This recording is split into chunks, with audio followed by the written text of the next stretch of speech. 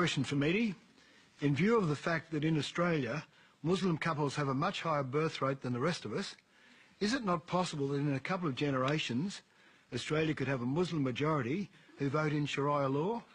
Further, if so, is it not possible that sects could develop, Sunnis and Shias, who begin bombing and shooting each other and turning currently the best country into the world like another war-torn Middle Eastern country? This is not Islamophobia, this is Sharia law phobia. Okay. I think there was a lot more than Sharia law in there. Let me just try and unpack your point. First off, I know Malcolm Turnbull said over the weekend that Australian law takes precedence over the laws of mathematics in this country.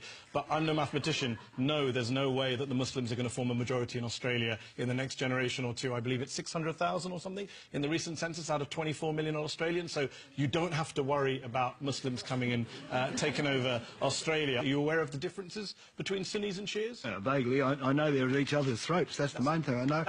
They're all that's Muslim. Not true. I'm Shia and my best friend is Sunni. Well, I think it's not true. In a global context, there is a kind of truth to that, isn't there? I mean, Iran's... There's not. Sorry, Tom, there's not a truth to that, actually. There's a geopolitical game in the Middle East where one Shia majority country and one Sunni majority country do want to kind of dominate the region. There's no doubt about that. But the idea that this is some kind of lazy Sunni-Shia split... In fact, in a country like Iraq, you mentioned war-torn countries in the Middle East. Iraq, a country torn apart by war, partly by its horrific dictator, partly by a Western coalition that involved Australia that went in to make it more war-torn, and today is riven by sectarian splits that didn't really exist before 2003. Pre-2003, Sunnis and Shias got married in Iraq, had sushi children, mixed children, right? So let's not...